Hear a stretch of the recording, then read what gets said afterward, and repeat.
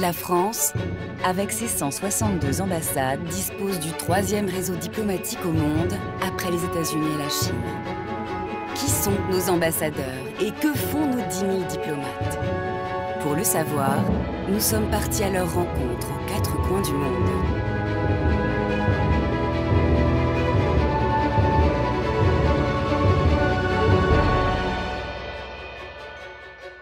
Aujourd'hui, direction le Chili. Une fine bande de terre de 4300 km qui s'étend du désert de l'Atacama jusqu'au pôle sud de l'Amérique latine. Avec seulement 16 millions d'habitants pour un territoire presque aussi grand que la France, le Chili est pourtant le pays le plus développé de tout le continent sud-américain. À Santiago, la capitale du pays, la mission diplomatique française y est en exercice depuis plus de 70 ans. Elle y représente la France et veille sur ses 70 000 vacanciers annuels, ainsi qu'une petite communauté d'environ 20 000 expatriés. À la tête de la mission diplomatique depuis 8 mois, Caroline Dumas. Économie, politique ou culture, cette diplomate de terrain participe au rayonnement de la France dans tous les domaines. La diplomatie, c'est préparer l'avenir. Travailler pour l'avenir, travailler vers les jeunes générations, développer notre influence dans ce but-là.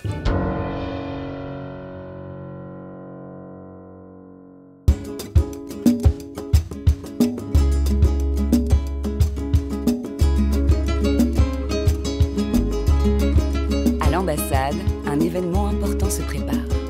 Aujourd'hui, l'ambassadrice reçoit avec les honneurs les pompiers chiliens. Il y a plus de 150 ans, à la suite d'un grand incendie, les expatriés français du Chili fondèrent une compagnie française de pompiers appelée les Pompes. De ce lien historique est née une grande coopération entre pompiers chiliens et français. Pour Madame Dumas, l'ambassadrice de France au Chili, cette cérémonie officielle de passage de drapeau est un moment incontournable de sa mission.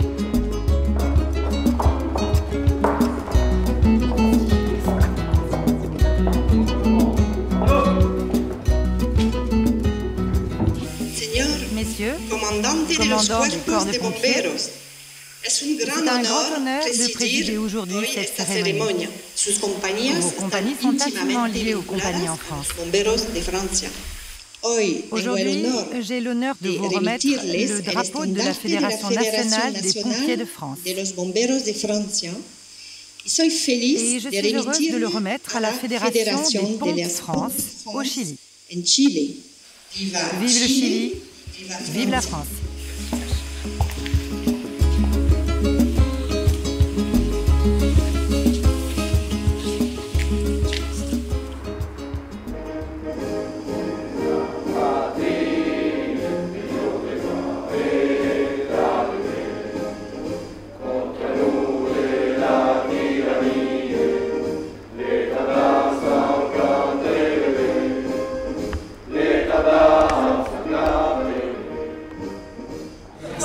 Combien d'hommes avez-vous chacun dans vos compagnies? 45? Et nous avons maintenant une femme. Ah, une femme, très bien. Nous, seulement des hommes. Il n'y a pas de femme. Mais vous, oui. Mais vous avez des femmes. À Chiaï, il y a des femmes? Oui? Il y en a une ici.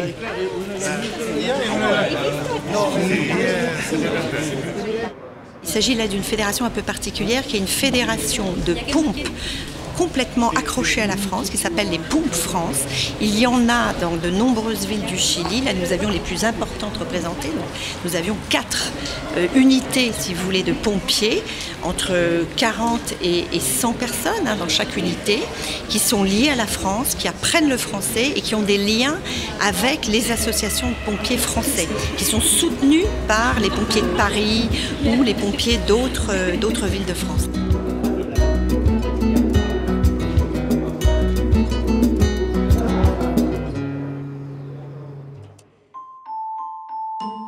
Au cœur du désert chilien de l'Atacama, la coopération scientifique européenne bat son plein. C'est le lieu le mieux situé au monde pour l'observation des étoiles. Madame Caroline Dumas, l'ambassadrice de France au Chili, se rend à l'ESO, l'Observatoire austral européen. l'ESO est une organisation européenne pour l'astronomie. Fondée en 1962 par 5 pays européens, dont la France, l'ESO dispose des installations astronomiques terrestres les plus puissantes au monde. À Paranal, le Very Large Telescope engendre régulièrement de grandes découvertes pour la communauté scientifique.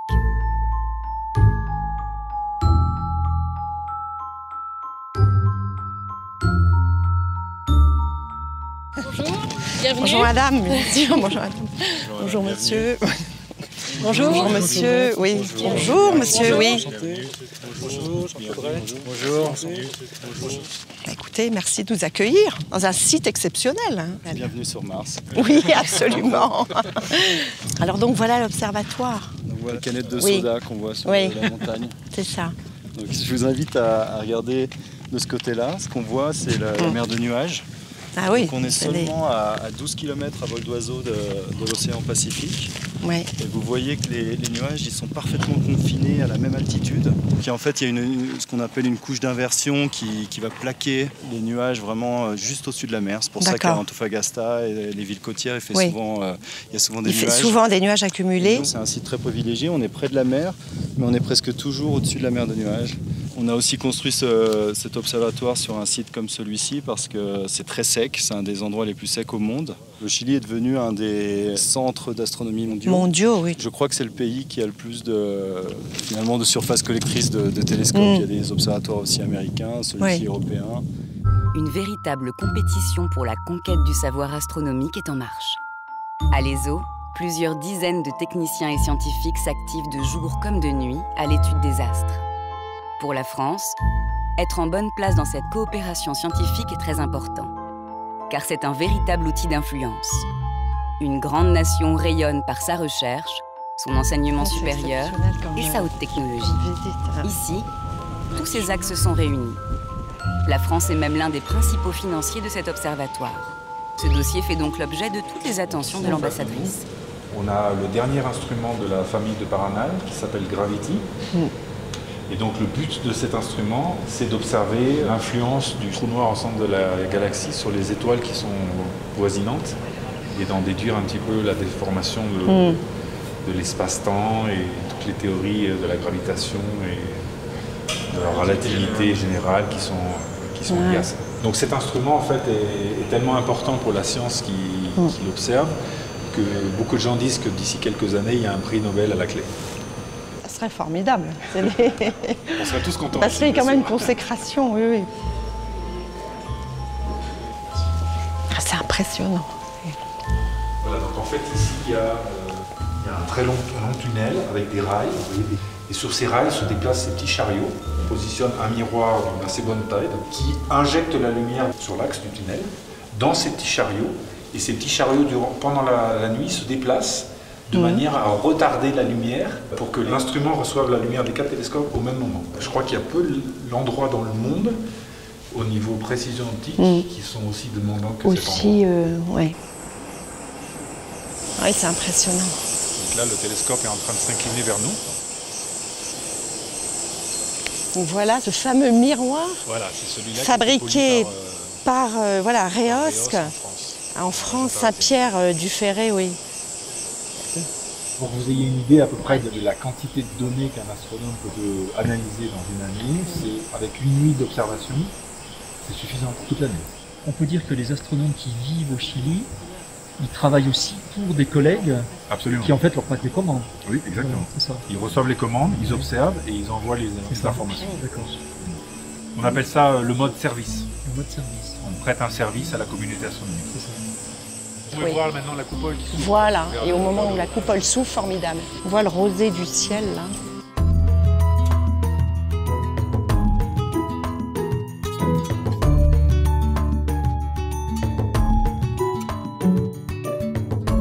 Les liens avec le Chili sont anciens dans le domaine scientifique. Nous avons des centres de recherche nombreux en fait au Chili, une vraie coopération, notamment en astronomie.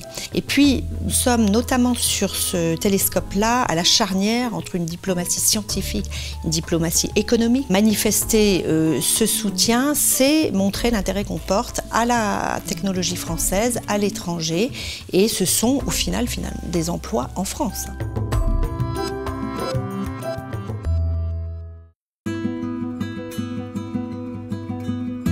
développement économique de la France dépend aussi de l'implantation de ces grandes entreprises à l'étranger. Aux portes du désert, un grand fournisseur d'énergie français est installé depuis plusieurs années au Chili. À Mérionès, il détient l'un des plus importants terminaux maritimes gaziers du pays. Ce géant français de l'énergie est devenu l'un des principaux acteurs du secteur. L'ambassadrice doit connaître ce dossier sur le bout des doigts. Elle est venue aujourd'hui en visite de terrain pour rencontrer son directeur. Bienvenue à GNL Mejillones, qui est actuellement un des 2 terminaux méthaniers du Chili. Donc on va commencer pour visiter le terminal par le point de déchargement des bateaux qui arrivent donc des 4 coins du monde avec leur cargaison de gaz naturel liquéfié de l'ordre de 150 000 m3 sous forme liquide. Allez.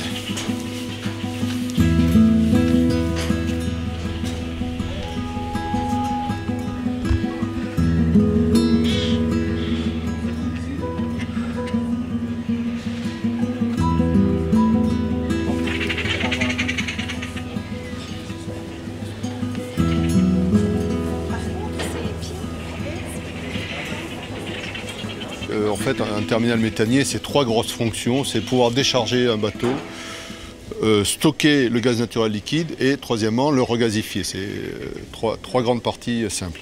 Donc les 4 bras que l'on voit de ce côté-là s'accouplent au bateau et l'opération dure environ une quinzaine d'heures, on va dire, pour transférer tout ce qui est à transférer depuis le bateau, le vider, pour ensuite transporter le gaz naturel de l'autre côté. Et quel rythme de bateau, d'approvisionnement en gaz liquéfié? Alors le terminal a été conçu aujourd'hui pour pouvoir décharger une vingtaine de bateaux par an. Donc l'année prochaine, par exemple, on devra recevoir une dizaine. Et à partir de 2018-2019, on espère pouvoir l'accroître encore davantage. Notre point d'importation sert aujourd'hui pour la production électrique dans le nord du pays.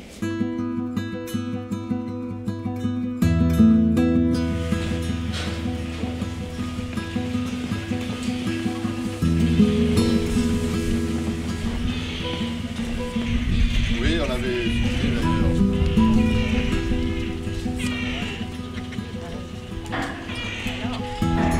Auparavant, donc toutes ces tuyauteries que vous voyez là, sont exposées à la fois aux embruns marins, mais surtout aux défections des oiseaux marins.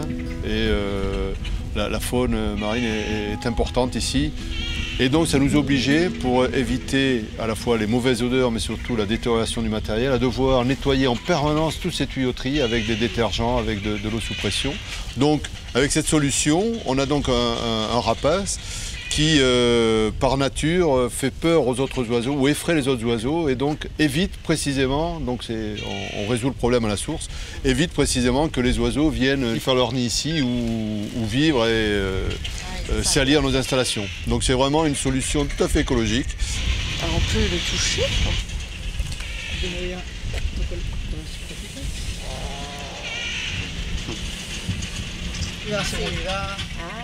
Si yo tirara el guante al piso, tendría que él ir a posarse solo el guante. C'est un travailleur très important, n'est-ce pas? Ah mais vous en sortez bien, parce que je peux vous dire, il y a d'autres personnes qui viennent faire ça, mais des fois c'est le bras très tendu, alors que vous, presque vous le caressez, l'oiseau. Oh, il y en a qui se doraient au soleil, là c'est fini, hein, c'est fini. La pause est finie.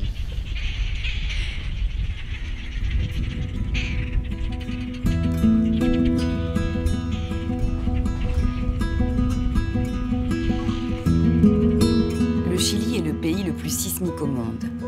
C'est là où la terre tremble le plus et le plus fort.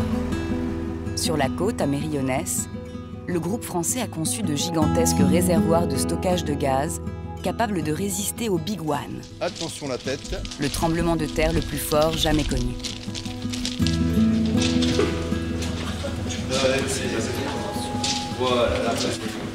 Donc voilà, nous sommes sous le réservoir. Il repose sur 501 amortisseurs, parce que le Chili est une zone hautement sismique, où les tremblements de terre sont relativement fréquents et les secousses sismiques très régulières, au moins une par mois au moins. De niveau 4 sur l'échelle de Richter, ce qui en Europe peut paraître très grave, mais ici, niveau 4, ça ne fait même pas la 4e page de la presse. Il a été conçu et construit pour résister aux plus forts tremblements de terre qu'on peut connaître sur Terre. Baissez le rideau. Hop. Attention le rail. Voilà. Là, on va faire un peu d'exercice. On va monter, ouais, et ça sera plus facile à la descente. Allez, je passe devant.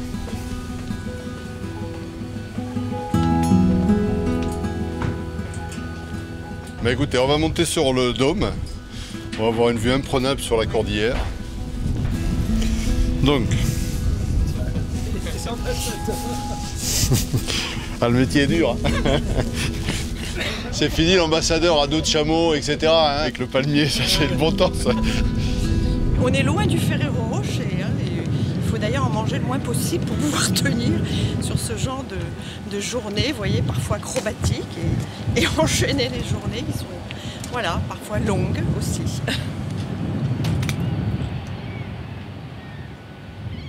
Nous sommes au sommet du terminal, sur le dôme du réservoir, ce qui nous permet d'avoir une vue assez exceptionnelle sur la nature chilienne et puis visualiser en même temps le développement industriel de cette région.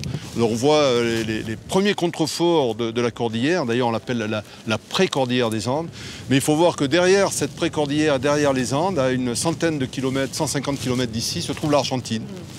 Donc il y a un grand pays qui a une histoire énergétique très intime avec le Chili, puisque il y a une vingtaine d'années, le gaz naturel traversait ces montagnes d'est en ouest pour arriver dans cette région du nord du Chili. Et aujourd'hui, retour de l'histoire, cette année, les Argentins ont eu des besoins de gaz naturel supérieurs à leur production. Donc ces besoins ont été satisfaits à travers des importations ici même, à General Mejillones. Donc on a reçu du gaz, un bateau pour l'Argentine, que l'on a stocké, que l'on a regazéfié et envoyé à travers la cordillère dans le sens inverse, ouest-est, jusqu'en Argentine. Je crois que les grandes entreprises ne réussissent en fait que grâce vraiment à la qualité de leurs produits, à la qualité de leur technologie et grâce à leur compétitivité.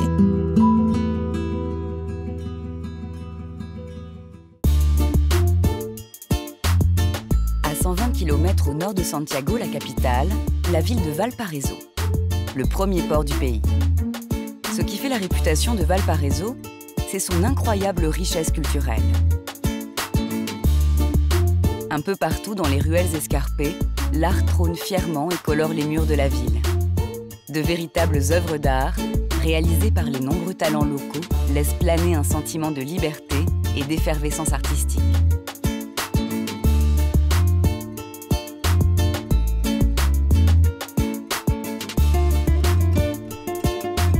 Les chiens errants, à la recherche d'affection, font partie de la carte postale de Valparaíso. Pour un diplomate, les moments de vie privée sont souvent les rares occasions de s'imprégner de la culture locale et de prendre le pouls de la rue. Caroline Dumas, l'ambassadrice, est en déplacement à Valparaíso. Quentin Sonneville est le consul honoraire de France de Valparaíso. Cet expatrié représente localement la France dans la région. Il s'est proposé de servir de guide à l'ambassadrice. Xavier Thierry, le numéro 3 de l'ambassade, accompagne lui aussi Madame Dumas dans son déplacement.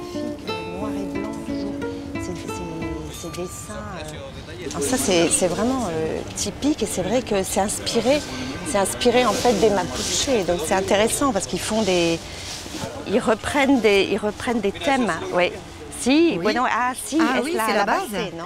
La matrice. La matrice. La matrice. Pero está usted Mais c'est vous l'artiste? Oui, c'est moi. El vínculo con los Mapuches. Et le lien avec les Mapuches?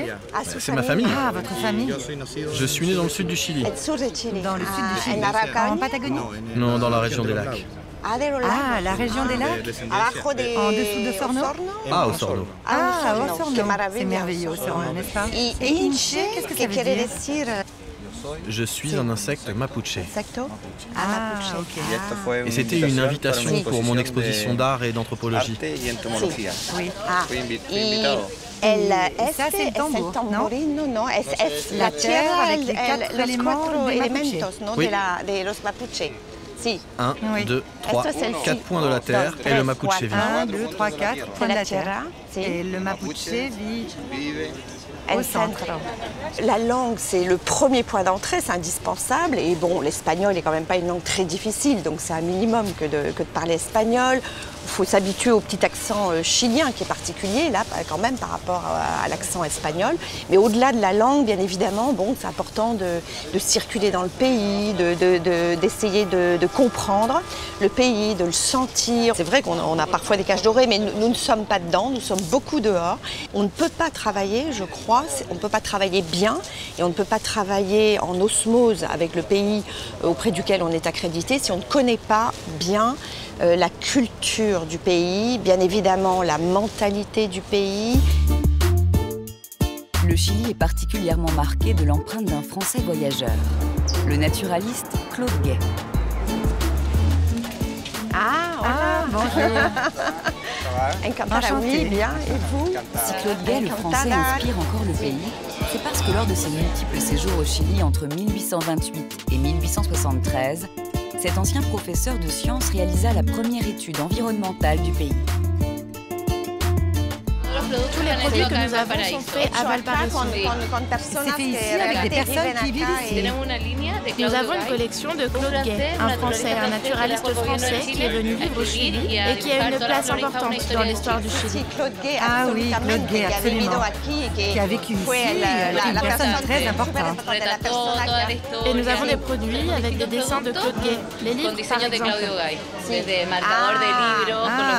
Les dessins sont de Claude Gay.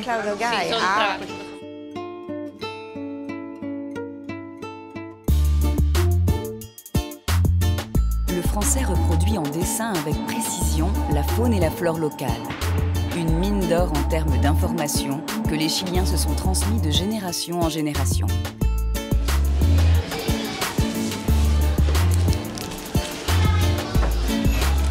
Alors là, on descend vers le port et vers l'état-major de la marine, en fait, c'est ça. On aboutit près de la... Le palais de justice également. Ah, le palais de justice. C'est la place Sotomayor avec le monument de notre crâne. Ah oui. Le héros national de l'indépendance. Bon, on va y aller.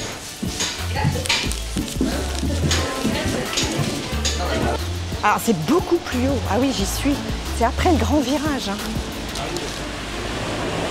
Et alors là, la figure d'Allende avec Valparaiso derrière.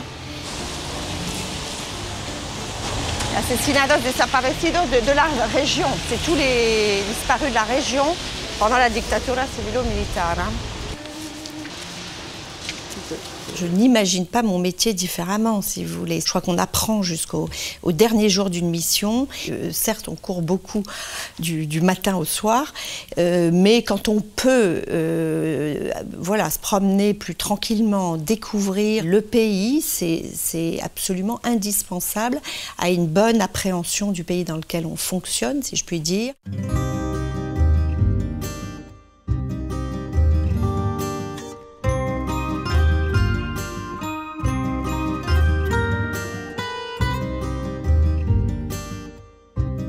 Au sud du Chili, en Patagonie, dans la région des lacs, le savoir-faire français rayonne de manière intelligente et tisse des liens avec les jeunes générations chiliennes.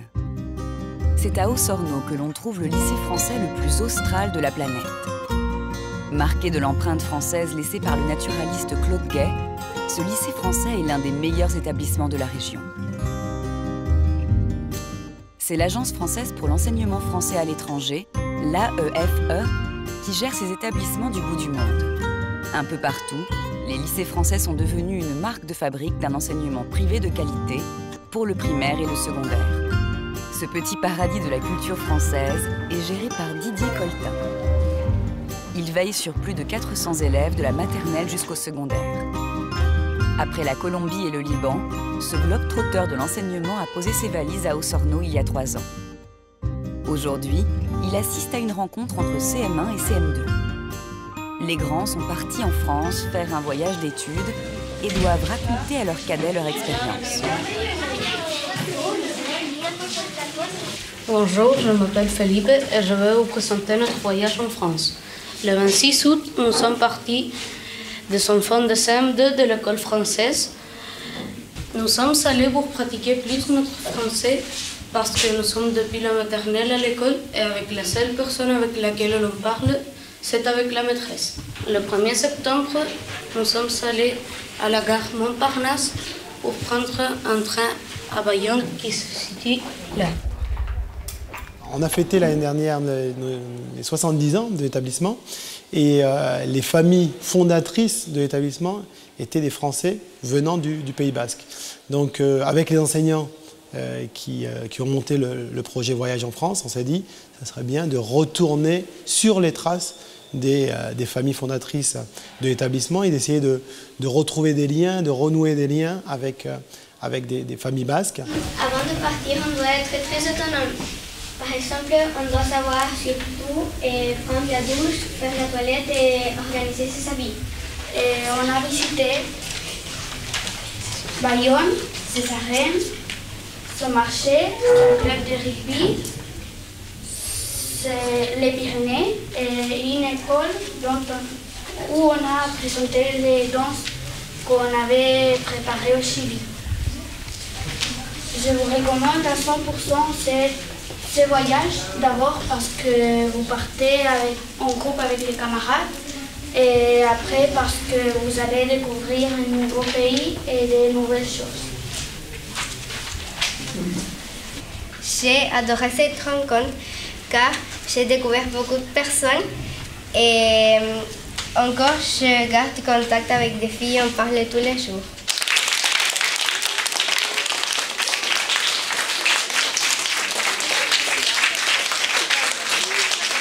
Avez-vous eu envie de rester plus longtemps en France? Ah, Martina, pourquoi tu voulais rester? Parce que c'était très amusant et voilà, très bien passé avec nos copains. Mais aussi, il y a des sensations ou des moments où on veut revenir, mais ça se passe très rapidement. Quel est le plus grand changement que vous avez repéré de la France jusqu'au Chili? Par exemple, dans le marché ou dans la ville, était vraiment presque tout plus propre. Et les gens aussi étaient plus aimables quand vous demandez quelque chose, ils répondaient toujours avec une souris.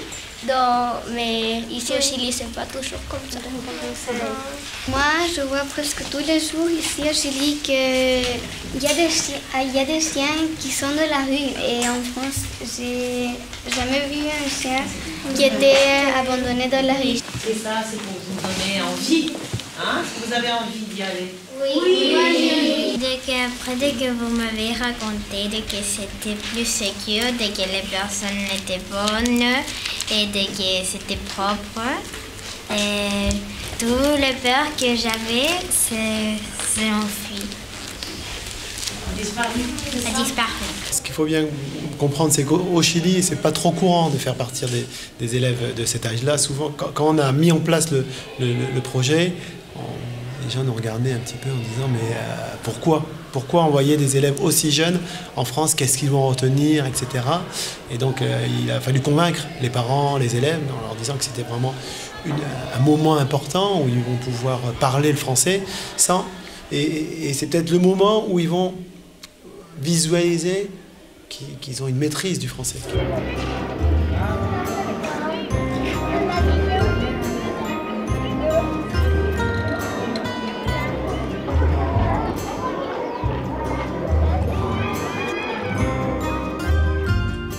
Est venu s'installer avec sa petite famille.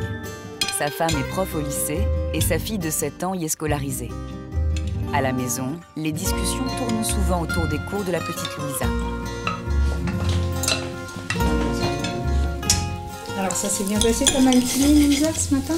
Oui. Qu'est-ce que tu as fait? On a parlé d'un livre où il y avait des enfants qui ne pouvaient pas aller à l'école parce qu'ils n'avaient pas... Bon, ils n'avaient pas d'argent. Et l'école, c'était beaucoup d'argent. On a parlé de ça et notre prof a dit qu'en France, il ne fallait pas payer. Nous, on était un petit peu... C'était bizarre pour nous. Parce qu'ici, il faut payer pour aller dans chaque école. dans les lycées partout. Concrètement, on paye la scolarité, la mensualité, c'est autour de 450 € à peu près. Par contre, on a une indemnité qui nous permet de couvrir les frais de scolarité au sein de l'établissement. C'est là un petit peu, entre guillemets, peut-être une espèce de continuité territoriale.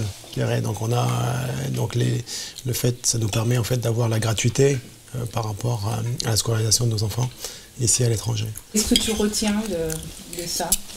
Que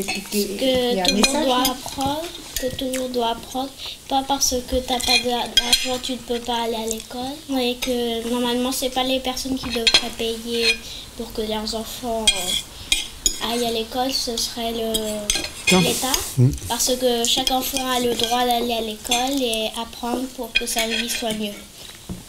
D'accord. Est-ce que tu sais que c'est vrai, hein, cette histoire elle est vraie? Elle est vraie dans le sens où ça existe vraiment. Il y a des enfants qui ne vont pas à l'école, hein. C'est vrai ça. Tout le monde n'a pas la chance de pouvoir aller à l'école. Et forcément, on a tout le temps tendance à dire non, mais en France c'est mieux, en France on a tout le temps tendance à comparer. Et là, l'idée, c'est pas d'être dans ces lignes avec là, c'est de dire bah oui, en fait, comme ça fonctionne aussi. Ça nous permet de systématiquement nous interroger sur notre vision du monde et sur les valeurs qu'on a et de les confronter. Et c'est ce qui est, je dirais, intéressant par rapport à ces voyages qu'on peut entreprendre ou qu'on peut avoir fait autour du monde.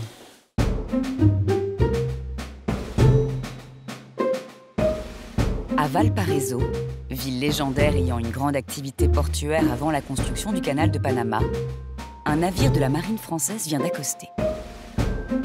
Le Chili et la France font l'objet d'une intense coopération militaire. Le navire français Le Prairial participe à des manœuvres conjointes et des missions de police de mer. L'ambassadrice représente sur le sol chilien le chef des armées françaises. Sa visite sur le bateau tricolore est très attendue, tant par les militaires français que chiliens.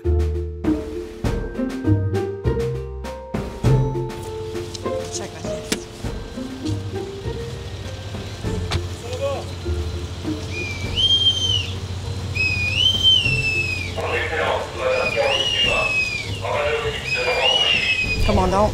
Je vais vous accompagner jusqu'à la plateforme hélicoptère où les honneurs vont vous être rendus. Très bien. Merci. Je vous bien le suivre.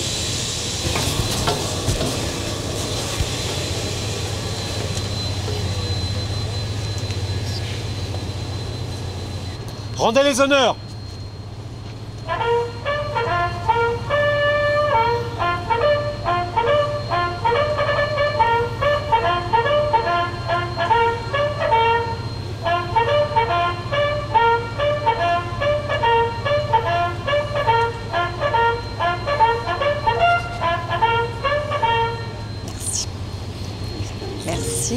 Oui. Ce bateau de 96 mètres, capable d'accueillir 86 marins, est basé à Papeete, en Polynésie française. Un dédale de couloirs alimente les différentes parties du bateau, de la cale jusqu'au carré du commandant. Christophe Lecoz, le commandant du navire, guide l'ambassadrice dans ce labyrinthe jusqu'à la passerelle. Donc, Madame l'ambassadrice, nous arrivons ici en passerelle, donc le lieu d'où est conduite la navigation du bâtiment, et qui, comme vous le savez, là va réaliser une mission qui va se poursuivre en Amérique centrale notamment, avec les États-Unis, de surveillance des trafics contre la drogue au niveau de l'Amérique centrale.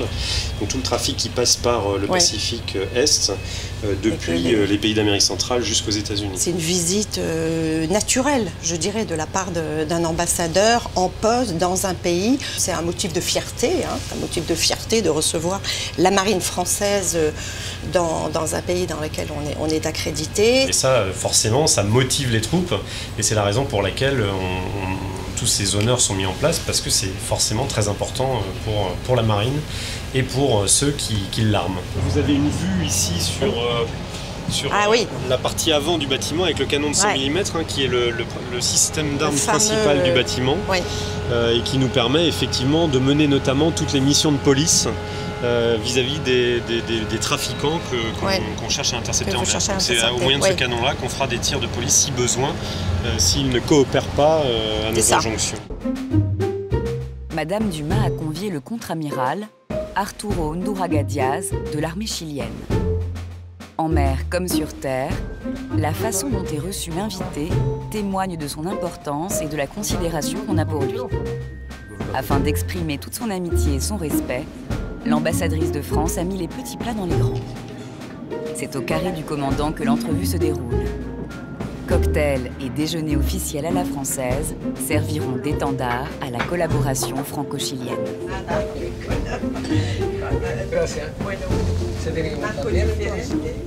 Bueno, à la Armada, à la marine française. Merci de votre escale. Cette escale à Valparaiso est un plaisir, car c'est un signal et un témoignage de l'amitié, de la coopération et de la collaboration très fructueuse que nous avons.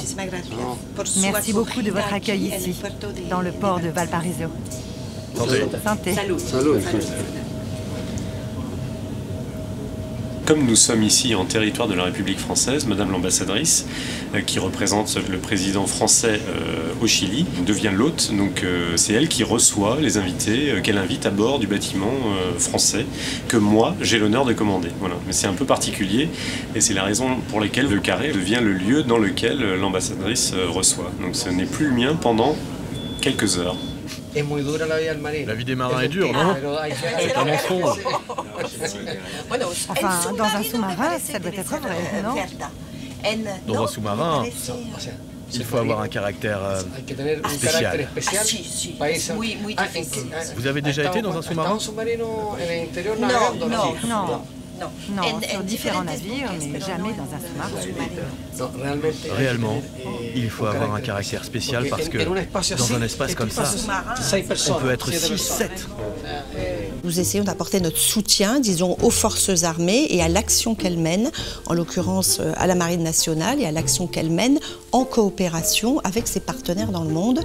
Là, en l'occurrence, avec des partenaires chiliens de grande qualité qui interviennent d'ailleurs dans des forces de paix à droite et à gauche dans le monde, à nos côtés parfois, et coopération que nous cherchons bien sûr à développer et à valoriser.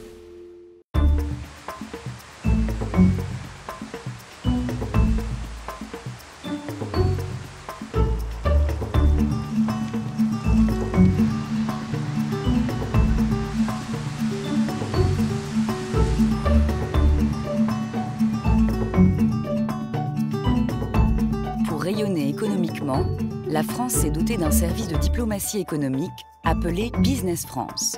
Sa mission est d'aider les entreprises françaises dans leur développement à l'international et d'encadrer les jeunes Français venus faire un stage d'entreprise à l'étranger.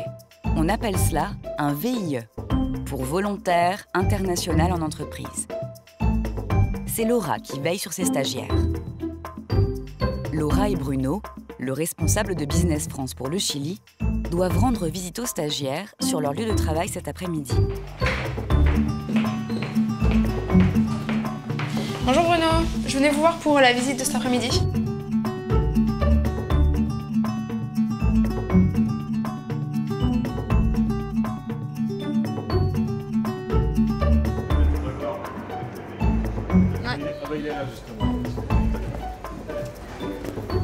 Baptiste, bonjour, Olivier Tessier, Business France. Voilà, mucho gusto, Olivier Tessier, Business France. Baptiste, on est heureux de vous voir avec Laura, effectivement. Vous êtes arrivé il n'y a pas très longtemps. Je suis arrivé en début juin, donc ça fait 4 mois que je suis ici. Et avec l'entreprise, comment ça se passe? L'intégration, l'ambiance Les collègues vont très bien accueillir. Ça a été un peu compliqué pour moi au début, parce que bon, je parlais espagnol, mais ici c'est le chilien et c'est vraiment différent. Ouais. Donc ça m'a coûté un petit peu les premières semaines, mais au fur et à mesure, ça va très bien. Du coup, tu es bien installé, tu as trouvé un appartement facilement. Tu habites où d'ailleurs? J'habite dans Providencia, donc en fait c'est le centre de Santiago. Je sais pas si tu sais du coup, parce que tu viens d'arriver, mais on fait des petits repas entre veilleux, c'est complètement informel. Et donc on essaie de faire ça une fois tous les 2 mois, à peu près 2-3 mois. Et on en a un le 27 octobre. D'accord. Voilà, donc si tu veux, tu peux venir sans souci. Avec plaisir. Voilà.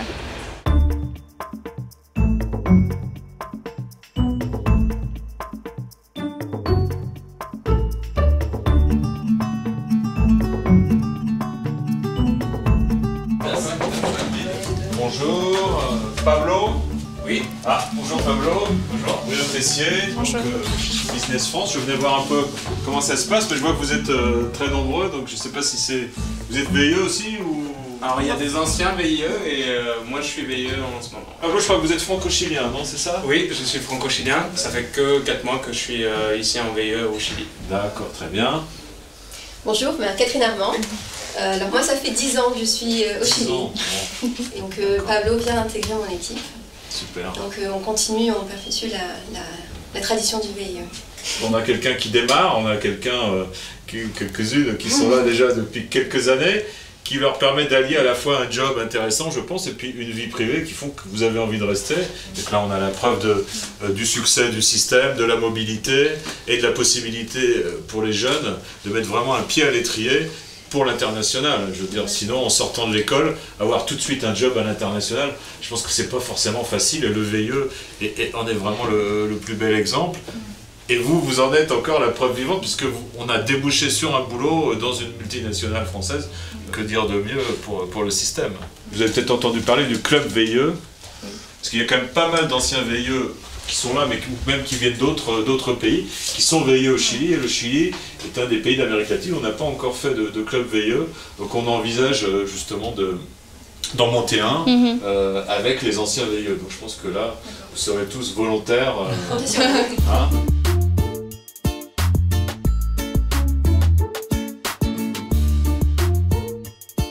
Pour faire adhérer les anciens à un réseau d'influence, il faut d'abord créer des liens lors des stages.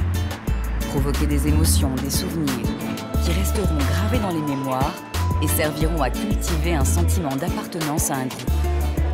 À Santiago, c'est Laura qui est en charge de cette mission. C'est dans un bar branché de la ville que le groupe doit se réunir. Qu'est-ce qui t'a poussé à devenir veilleux? Pourquoi tu voulais passer un contrat veilleux et pas plutôt contrat local? Sorti de l'école, j'avais pas trop d'opportunités en France, donc j'ai essayé de regarder ce qui était possible de faire à l'étranger. Et j'avais vraiment aucune envie particulière, donc ça pouvait être n'importe quel pays. Et donc il y avait ce projet qui démarrait, il fallait des gens, donc ça s'est fait naturellement.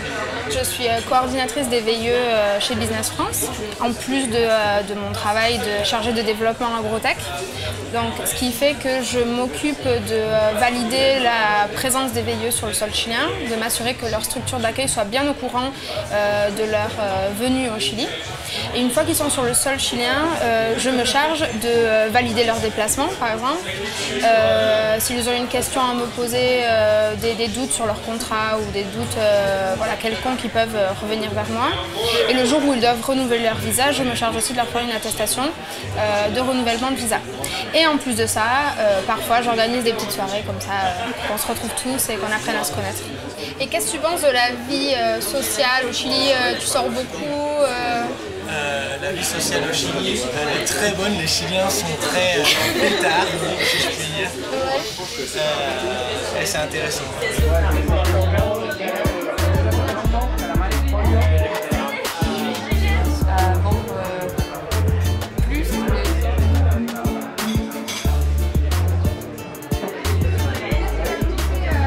Bon, du coup Thomas, toi tu finis ton veilleux dans 2 semaines, 3 semaines? La semaine prochaine. Et du coup tu vas où après à la suite de mon veilleux? Ouais, à la suite de ton veilleux.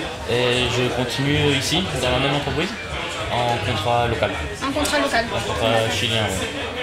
On s'habitue facilement au Chili, c'est pas un pays compliqué et les conditions de vie sont plutôt bonnes et le travail où je suis me plaît beaucoup, donc j'ai accepté assez facilement. On se retrouve et on crée du lien, on sort ensemble, on se rend compte qu'en fait on vient à peu près tous soit des mêmes écoles, soit des mêmes régions, donc voilà, on sort ensemble, on parle de nos expériences et puis plus tard, qui sait, peut-être qu'on se retrouvera dans un autre pays et voilà.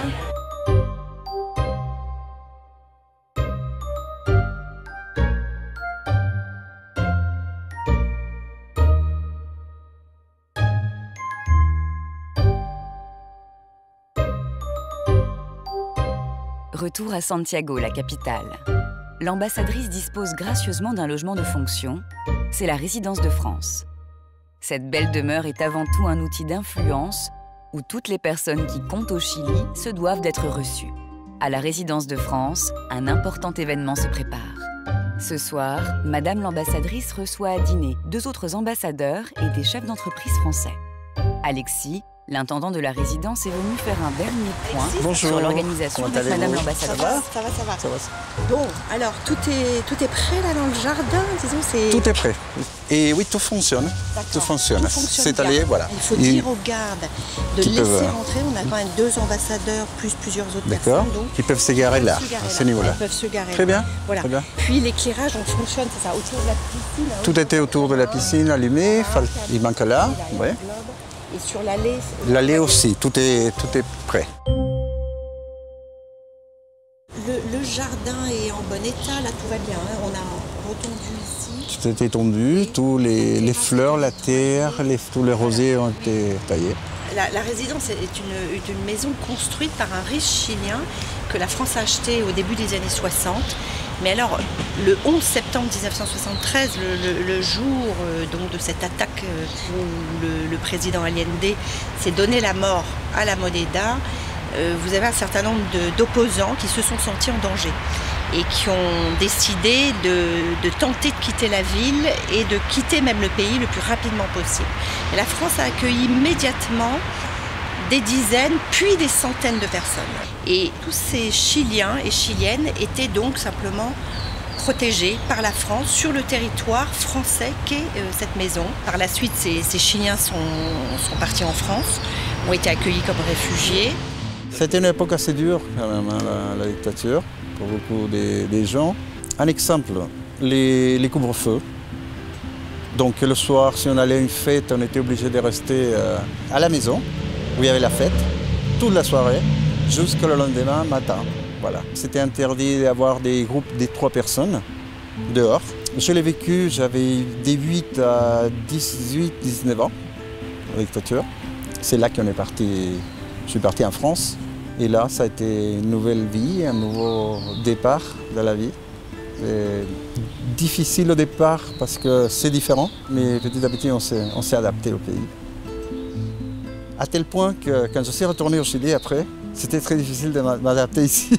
J'étais trop français pour le Chili. On a eu une aide énorme. Moi, je me sens maintenant, en travaillant à l'ambassade, de rendre la main, un peu, travailler, parce qu'ils nous ont beaucoup aidés. Il y a eu des gens magnifiques. Ils nous ont soutenus pendant 1 an ou 2, à nous aider, nous donner tout ce qu'on avait besoin, nous guider. Ça a été fantastique. C'est pour ça qu'il ne faut pas perdre ça en France. Il ne faut pas le perdre, il faut imiter, tous les pays devraient imiter ça, de pouvoir recevoir les gens. C'est très touchant et nous avons évidemment gardé aussi une vraie richesse sur le territoire français qui sont ces Chiliens qui finalement sont vraiment devenus français, sont restés en France et ont choisi de faire leur vie en France, mais qui restent très attachés évidemment au Chili. Autour de la table, comme en cuisine, tout le monde est sur le pied de guerre. Tout doit être absolument parfait. Dans les dîners officiels, la France entretient ses relations avec le pays hôte. Savoir recevoir un membre du gouvernement est capital. La manière dont est traité l'invité témoigne de l'importance que la France prête à ses convives. À l'étranger, la grandeur du pays passe par sa gastronomie, son art de vivre et son savoir-faire viticole. Le plan de table, c'est s'assurer aussi que chacun est traité, si vous voulez, par rapport à son rang, par rapport à sa fonction, par rapport à son ancienneté. Donc je fais jouer le protocole classique. Et puis je mixe un peu, alors après il faut faire jouer les affinités entre les gens, les langues, puisque là j'ai un dîner plutôt latino-américain, mais avec 2 couples de Français. Il se trouve que j'ai quand même placé à ma droite l'ambassadeur d'Argentine, qui lui a été ministre, qui est quelqu'un de très particulier. Il est arrivé sur le territoire à quelques mois d'écart de l'autre ambassadeur que nous avons ce soir, qui est l'ambassadeur d'Uruguay. Allons en cuisine par les chefs. En cuisine, les 2 chefs français les plus reconnus de Santiago ont été sollicités pour faire rayonner la gastronomie française. Julian, le chef de la résidence, assiste patiemment au ballet des casseroles tricolores. Madame l'ambassadrice, oui, ça va? Bonjour, on va se faire la bise. Comment allez-vous? Ça va? Ce soir, nous sommes en train de vous préparer le cocktail. Donc le cocktail, vous avez 4 bouchées. Et après, il y a un dessert qui est pour l'ambassadrice. Elle peut vous le dire. Les profiteroles. Voilà. Voilà, c'est un dessert préféré. C'est vrai que ça me manque quand même un peu ici. Alors quand j'ai des chefs français, j'en profite. Voilà, je choisis des bonnes profiteroles, mais c'est très apprécié. J'ai déjà testé. Au menu ce soir, huîtres chaudes sur julienne de légumes, bœuf bourguignon, assiette de fromage français et le péché mignon de l'ambassadrice, profiterole au chocolat. Sous ces airs fastueux, le dîner de ce soir est en réalité un menu très économique. Ce repas aura coûté à la France 37 €, vin compris, par personne. À Santiago, le menu dans un grand restaurant coûte en moyenne 50 € sans les boissons. Voilà, hola, comment est-ce que... Comment est-ce que... Tu vas bien, monsieur l'ambassadeur? Oh, c'est trop gentil. Je suis Recevoir, c'est nouer des liens et des liens personnels. Recevoir à la française, c'est au-delà, c'est encore avoir un impact peut-être supérieur à l'impact que peuvent avoir un certain nombre de nos collègues, je dirais. Quelque part, la diplomatie est aussi concurrentielle. On essaie de faire passer des positions politiques, stratégiques, économiques, culturelles, qui sont parfois évidemment en concurrence avec d'autres positions.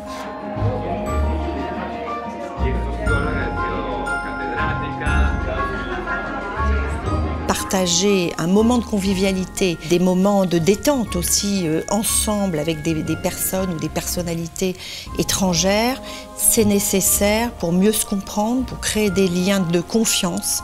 Le mot confiance est indispensable pour pouvoir ensuite travailler, négocier, et voire obtenir, bien évidemment, des choses parfois difficiles à obtenir, faire changer quelqu'un de position, faire valoir nos positions à nous. Au final, l'enjeu, je dirais, c'est d'être au rendez-vous. Le Chili nous attend, il faut juste être au rendez-vous, continuer d'enrichir notre relation et de l'enrichir pour demain, pour l'avenir, pour les jeunes et pour les jeunes Français et les jeunes Chiliens de demain.